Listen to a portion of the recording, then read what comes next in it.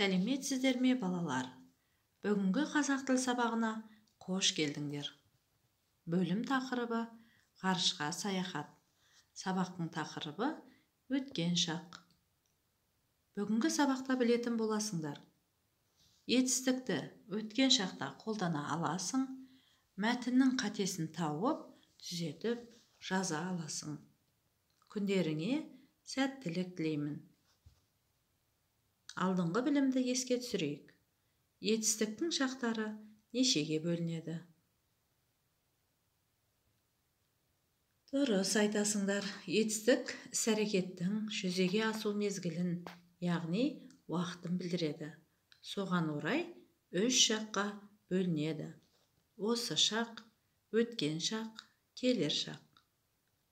Бүгінгі сабағымыз өткен шақ етістігіне арналады. Жаңа сабаққа көшейік. Берілген сөйлемдерге назар аударайық. Мен кітап оқыдым. Әсем жарысқа қатысты. Кеше жаңалықты білді. Балалар, бұл сөйлемдерде етістіктерді табайық және іс-әрекеттің жүзеге асу мезгілін анықтайық. Етістіктер: оқыдым, қатысты, білді. Мұндай етістіктер өткен шақта тұр. Себебі іс-әрекет, қимыл, сөйлеп тұрған уақыттан бұрын болған іс-қимылды білдіреді. Өткен шақ етістіктерінің сұрақтары не істедім, не істедің, не істеді деген сұрақтарға жауап береді. Балалар, сұрақтарға назар аударсаңдар. 3 шақта тұр. Жекеше түрі: мен не істедім, сен не істедің, ол не істеді. Көпше түрі: біз не істедік, сендер не істедіңдер, олар не істеді. Дұрыс байқадыңдар. Өткен шақ етістігі жіктеледі екен. Енді балалар, 12-ші жаттығуға қарайық. Мәтінмен жұмыс етістіктерді тауып, сұрақ қойыңдар. Балалар, мәтінді оқыған кезде бейнені өздерің тоқтатып қоюға болады. Адам ерте кезден-ақ ғарыш денелерінің жердегі құбылыстарға әсерін білуге тырысқан. Ғарышқа жол 1954 жылы 4 қазанда ашылды.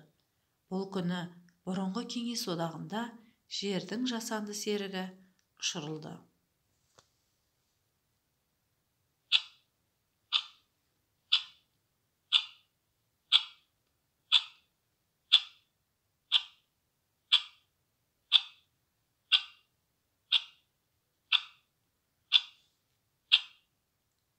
Балалар, енді осы мәтіннен етістіктерді тауып, істің қашан болғанын, қай жақта тұрғанын анықтап көріңдер. Оларға сұрақ қойыңдар.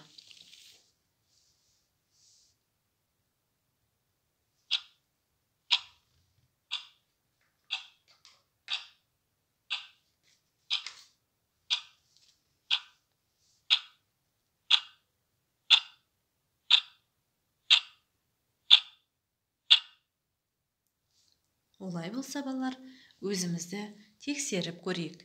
Экрандағы етістіктерге назар аударыңдар. Білуге тырысқан: не істеген? Ашылды: не істеді? Ұшырылды: не істеді? Бұл өткен шақ етістіктері екен. Жақсы, балалар. 13-ші жаттығуда сөздерді тиісті жалғаумен сәйкестендіріп жазыңдар. Оларға сұрақ қойыңдар.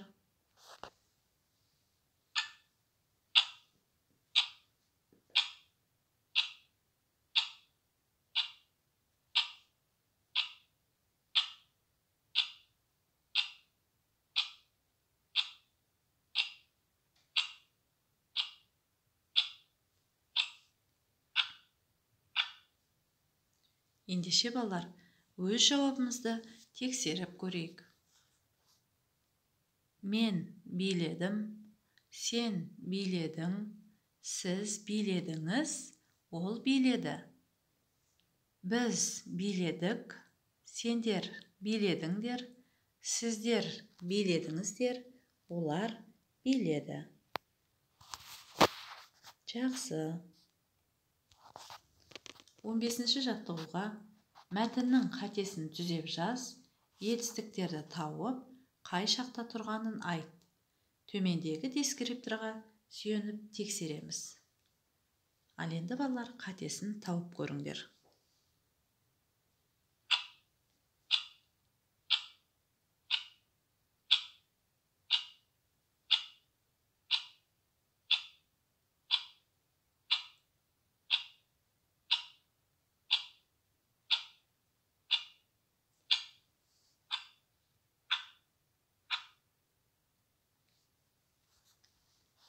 Енді балалар, бірінші сөйлемде қате сарапшылар екен. Ал енді етістік алды. Үшінші жақта өткен шақ екен. Ал енді екінші сөйлемде тоқтар, жалқы есімдер бас әріппен жазылады. Етістік қосылды. Үшінші жақ өткен шақта тұр. Ал үшінші сөйлемде қате жоқ.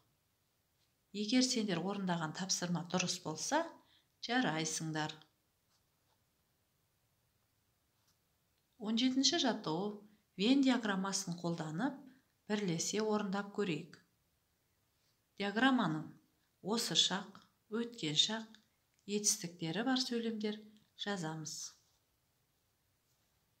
Осы шақ, қазір орындалып тұрған қимыл, не істеп отырмын, не істеп отырсың, не істеп отыр. Өткен шақ, бұрын орындалған қимыл, не істедім, не істедің, не істеді.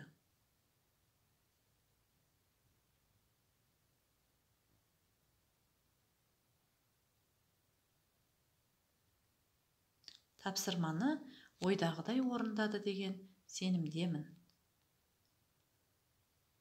Енді өз жұмысымызды бағалайық. Берілген дөңгелектерді боя. Етістікті өткен шақта қолдана алдым.